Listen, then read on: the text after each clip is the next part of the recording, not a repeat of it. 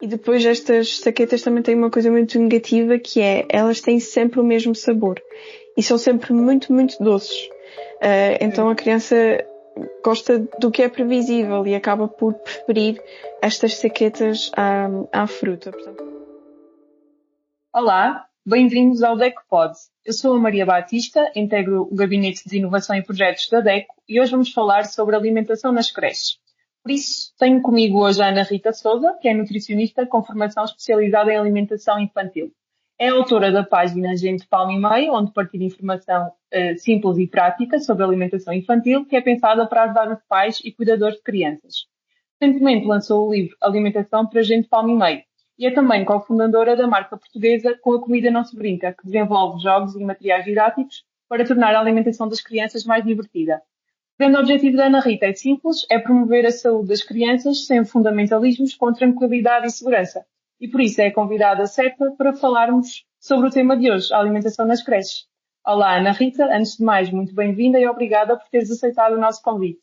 Hoje olá, vamos falar sobre a alimentação nas creches e para darmos então aqui este pontapé de saída, como estamos também agora a iniciar o ano letivo, muitas crianças regressam às creches e para muitas famílias isso vai implicar um reajuste de rotinas e de hábitos alimentares.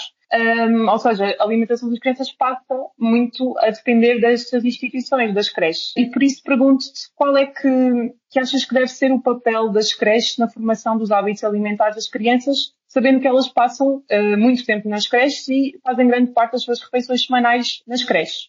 olá Maria, é um gosto poder estar aqui hoje contigo e muito obrigada por me convidares para falar deste tema tão importante. Nós sabemos que realmente as creches têm um papel absolutamente central na formação daquilo que são os hábitos alimentares dos nossos pequeninos. E estamos a falar de crianças que fazem entre 3 a 4 refeições por dia naquele espaço, e isto significa que grande parte daquilo que é a sua aprendizagem alimentar, ou seja, o que comem, como comem e a relação que eles criam aos alimentos é moldada ali, na creche.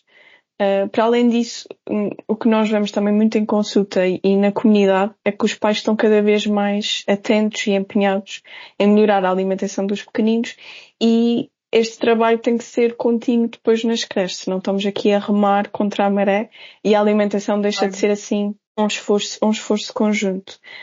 Também sabemos que obviamente a creche deve ser um espaço promotor de saúde, e isto inclui obviamente aqui promover hábitos alimentares desde cedo. Portanto, eu acho que não se trata apenas de alimentar, mas de educar, e que sem dúvida que a creche tem aqui um papel muito importante.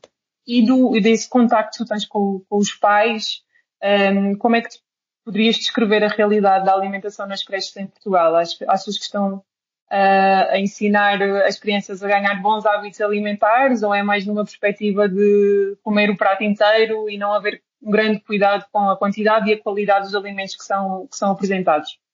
Assim, infelizmente ainda vemos realidades muito diferentes, ou seja, creches com realidades completamente opostas. Há creches que fazem um trabalho extraordinário, com alimentos equilibradas, têm cuidado na confecção, mas depois também há locais onde o foco é só encher o prato, garantir que a criança come alguma coisa e não está muito preocupada com a qualidade dos alimentos ou mesmo o respeito pelo próprio apetite da criança. E realmente os pais sentem isso. Portanto, depois ficam realmente frustrados porque veem que os Trabalho, filhos... desculpa, que fazem em casa, depois na escola é um bocadinho desorganizado e que pode influenciar também depois a própria alimentação em casa, não é?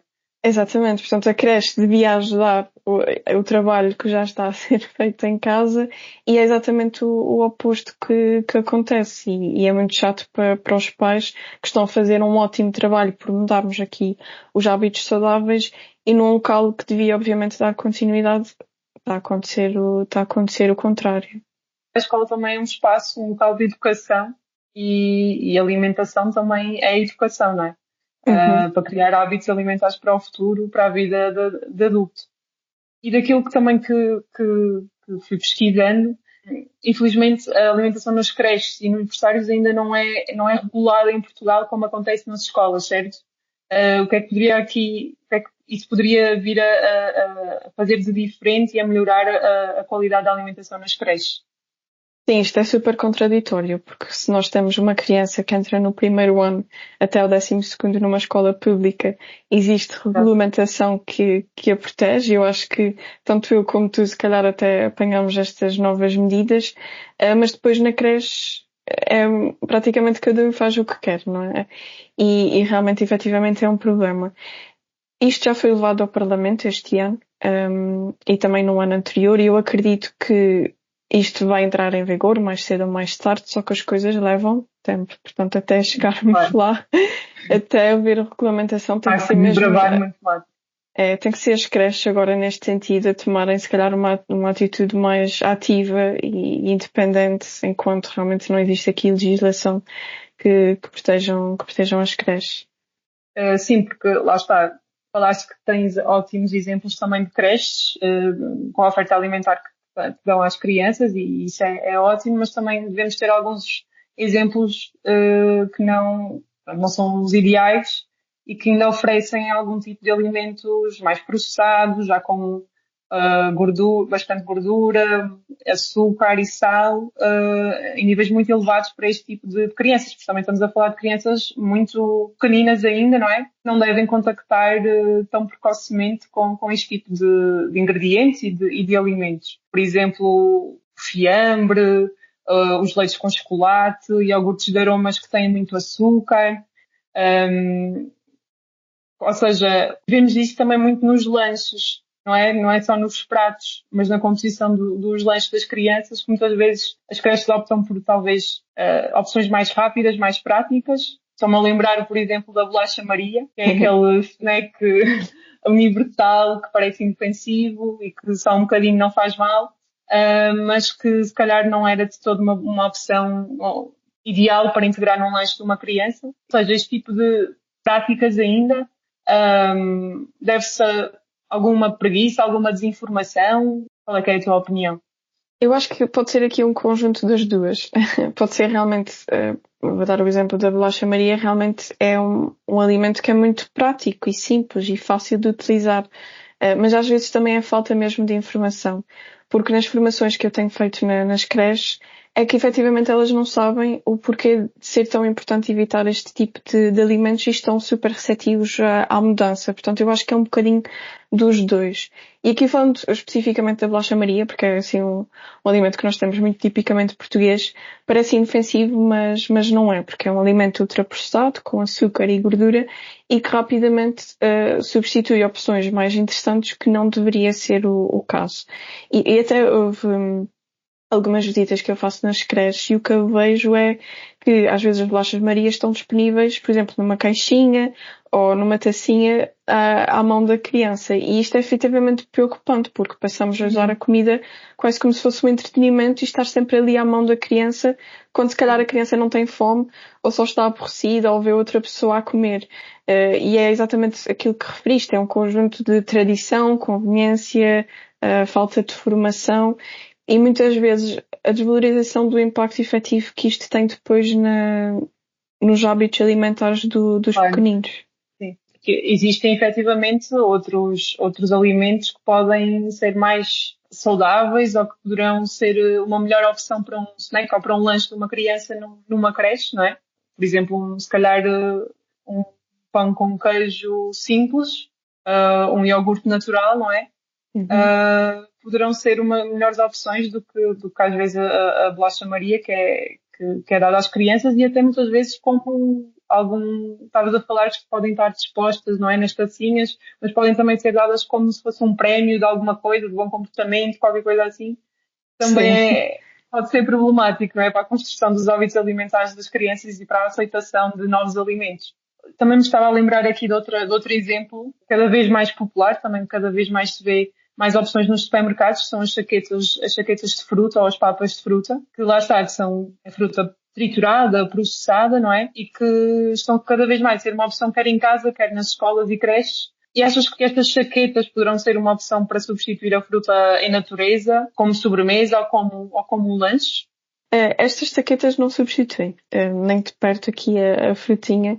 E realmente elas são muito, muito práticas, mas depois têm algumas desvantagens, nomeadamente e para além da parte nutricional e da perda da fibra com o processamento, existe a parte sensorial, que isto é o mais importante aqui, principalmente quando nós estamos a falar num contexto de creche e de educação, que é as crianças usarem os seus sentidos para estarem em contacto com a comida, verem, tocarem, cheirarem.